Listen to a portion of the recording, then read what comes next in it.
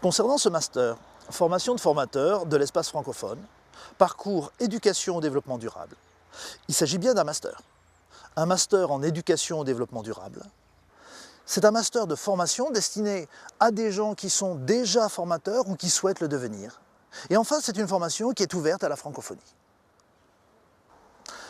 À la question « À qui s'adresse ce master ?», la réponse est aux responsables de formation, des entreprises, des associations, des collectivités ou des différents services de l'État. C'est-à-dire aux cadres, aux formateurs, aux responsables pédagogiques, voire à des étudiants. À la question « Puis-je le suivre ?», cette formation est principalement destinée à des professionnels déjà en exercice ou des professionnels en reconversion, qui ont donc tous des contraintes professionnelles fortes. Cette formation se fait donc principalement à distance, 200 heures de formation à distance pour 125 heures de formation en présentiel. Ce présentiel se décompose en deux périodes, une dizaine de jours en octobre 2015 et une quinzaine de jours en avril 2016. Qu'est-ce que cela pourrait m'apporter ? Tout d'abord, une reconnaissance des compétences déjà acquises et un véritable statut de formateur. Acquérir aussi des compétences nouvelles, tant sur le plan du développement durable que de son éducation, que de la formation d'adultes et de la formation de formateurs, de façon à pouvoir progresser sur le plan professionnel, mais c'est aussi un choix personnel. Ce master articule les apports des professionnels de terrain et des chercheurs. Et c'est ce va-et-vient recherche-formation qui est porteur.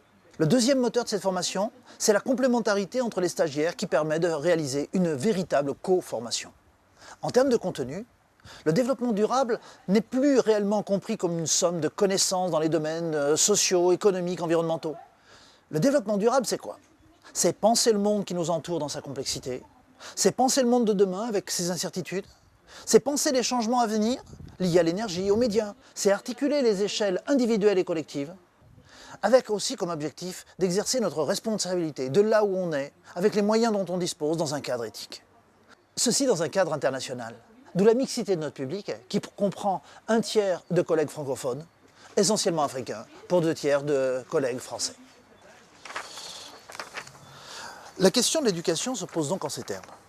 Comment éduquer à une vision systémique du monde, prospective et collective du monde, intégrant une prise de responsabilité éthique, permettant les changements nécessaires pour vivre ensemble demain et dans le futur. La question se pose alors du comment éduquer à cela. Cela nécessite à la fois des outils de formation, des scénarios de formation, et pour cela, il convient d'articuler à la fois de la formation à distance et de la formation en présentiel. De ce fait, les deux présentiels sont nécessaires car on ne peut être compétent qu'en situation. Comment se déroule la formation ? La formation repose sur un certain nombre de cours déposés sur le site, associés à des classes virtuelles. Comment se déroulent les classes virtuelles ? Dans une classe virtuelle, nous partageons un document. Nous sommes tous respectivement chez nous et nous échangeons à la fois par la conversation et par le micro sur la présentation qui nous est proposée. L'interaction est donc forte pendant ces classes virtuelles. La formation repose aussi sur un travail en salle. Ce travail en salle peut se faire en binôme ou en groupe. La formation repose aussi sur des sorties terrain qui mobilisent des intervenants extérieurs, le travail de groupe, des activités spécifiques, mais la formation revient sur le terrain dans les différents pays concernés, en l'occurrence une salle de classe.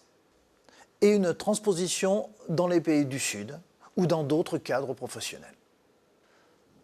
Concernant les contenus de la formation, ces contenus sont subdivisés en unités d'enseignement dont vous retrouverez les contenus dans la plaquette. Cette formation est aussi accessible par un Master 1 ou par une validation des acquis professionnels. Un ou plusieurs groupes de collègues francophones suivront le Master en 2015-2016, le deuxième présentiel étant réalisé dans leur pays respectif. N'hésitez pas à me contacter, soit par téléphone, soit par mail.